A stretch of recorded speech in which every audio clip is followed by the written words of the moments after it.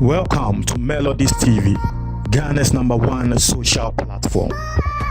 Me mamuni akwaba eba Melodies TV so. Ensemwa eba and say police inspector bia weye juma ewo Jubilee House, office of the presidency. Yakwa akoche no. Nini na and say recruitment scam bia wode ne ho ekoshe mu no. Ene na ma ono ankasa ne nyonko police for akwa akoche no. Na esan say assembly very serious ninti no. We will give you more details. But Mr. answer the details ne beba no. We hu mfoni na etwetwe go e wo screen so. Entire you produce wa broche. Very simple. If you want to support this channel, just click in or click on the description box no. Hwem ubehu link bi e wo ho click so na tare no ye na pe ba ko bi efa. We also subscribe and click the notification bell no and no another screen so sisia. Na yan consem no so for police inspector bi awoye juma he stationed at the Jubilee House. Na police inspector no ne din a yenya eye Isaac Opon. Ne yonko police wa akwakoche no nini na eye recruitment scam. Ebia na wo bi entiase recruitment scam ene say wadada nkrofo se wo be form ewo police mu na waje nkrofo ni sika na enu ena ama yede akwakoche no because he works at the Jubilee House intino nkrofo ejini diye etia sika ema no. This particular thing, just this year 2 of my friends have been victims of it. Intimia me do so stories no ebeboso atrem na who say it is not only with this police personality nkofu bibrina across every sector in this country, especially the security forces nkofu bibrina in fact allegations ka eba say na nsenya abanye na adwen say opese wo employ and nurses phobia na omutinefia wo munye adwuma no allegations say eba say ebimokra no ye ma wo mutua ansa na ya mo employment. Yes, that is what is coming through. But yan konsem ni mu for police inspector yi the victims ni bi ena trese wo mo ekobo police for amane say ni ye tua sika ma brantie yi o so be fine wo police mu ba ye hwe se ne ansem ne kona wo dada yen into police investigators no receive these complaints from some of the victims America wo mo ho asem atre mu yi na o mo wie ye no ena sa inspector yi police for Echo Police Hospital. No more police hospital and there be no they identified 9 victims. Ewo ho oni omo ewo ho trese wo de omo aba police hospital ho. E na trese minim se police hospital ho no wo gis kan efi omo nsemu se den yo. Ti police hospital ho ene e koye e na nkrofo a 9 of the victims no omo te ho. Ye chi ono and 9 of the victims no so ye say ye bi so mo nsem ye say ye tutu omo ano ana wo mo bi omo ano ka se ne kre wo mo amaniska na ohwe sika omo de man na between 3,500 and 7,000 cedis. Yes, 7,000 cedis. And at say we tua mo say wo be ma wo mo aba be she police mu na mama wati ase say because of his position as a police officer at the Jubilee House, people believed in him. Right? He is not the only person. Muntie, he is not the only person why stationed at the Jubilee House this year. And now Yebeka say, what the infant say last year and this year, police for Ache. We are a lot of stories of people that were Jubilee House I don't know, say Jubilee House hono criteria ben ye de ma enkrofo a security agencies and the other people ye the employer omo because this is about the 4th time I will be because of the position and the pakuno ye e Jubilee House on wo die bu nkrofo nini na echi no mama mo ati asese nsem bi say na ya na president Akufo-Addo what baby dwen ne ho or dwen your mind ne ho nini na echi ewia na e de aba abeso ani ti so say and the Jubilee House for and omu bu nkrofo me say say men kai kra na this is about the 4th time I will be our stationed at the Jubilee House. Yakwa chino. Metre mo nsem ni mu.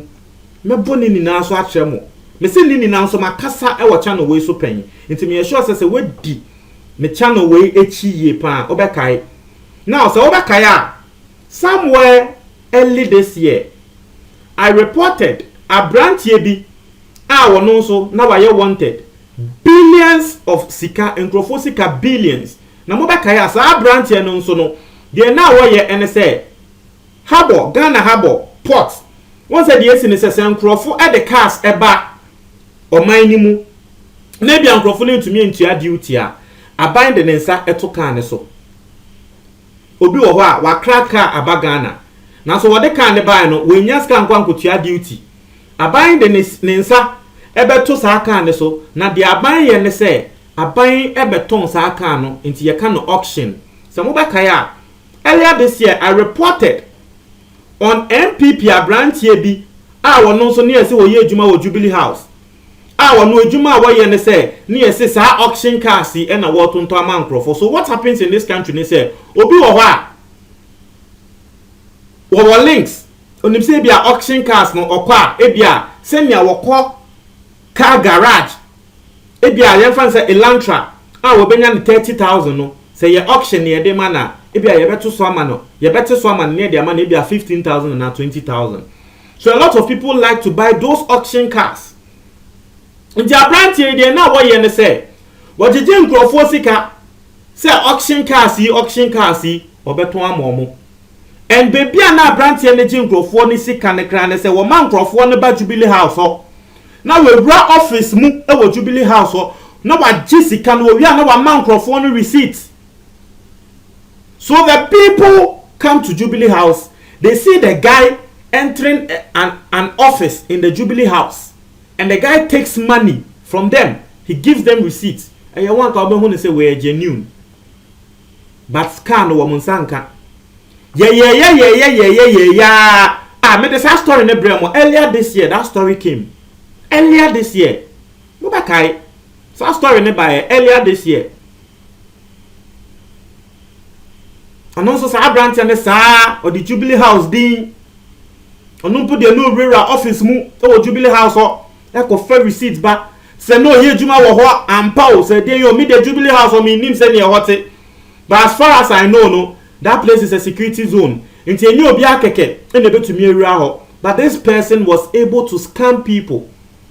Later and the buyer say our branch e kra no some part of the northern region where you na say was standing for I think youth organizer Emma MPP said then but when we need the identity near beto ja Emma nsem ne bedane bubruja aside sa branch na wono so koya de wo Jubilee House so mo bakaya somewhere late last year or earlier this year I've forgotten the date enkrofo a ye chi omo say wo mo ye coup d'etat no so mo bakaya soja ba kwa wono so ye stationed at the Jubilee House ye sanso chi wono say what can one no more plan say wo mo be ye coup d'etat ne ho mo kai say me kasa on that thing say it is very dangerous. The point where these people are very close to the office of the presidency. It's in Crawford here for more office of the presidency hono. Mr. Recruitment no. Sabi ye share wo backgrounds one because ye checks here. Nanka wo bi a wo plan say wo be ye coup d'etat. Wo bi a was coming Crawford nanka won to me be in Jubilee House. That was the second story. Efa in Crawford wo mu use Jubilee House e de ye nyamabone.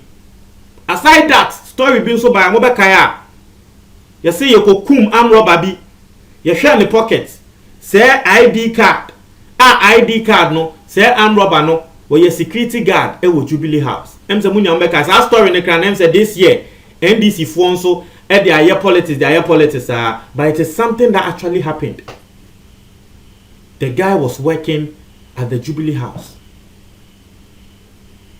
In the same way, no. It tells you there is something fundamentally wrong. This is about the fourth time.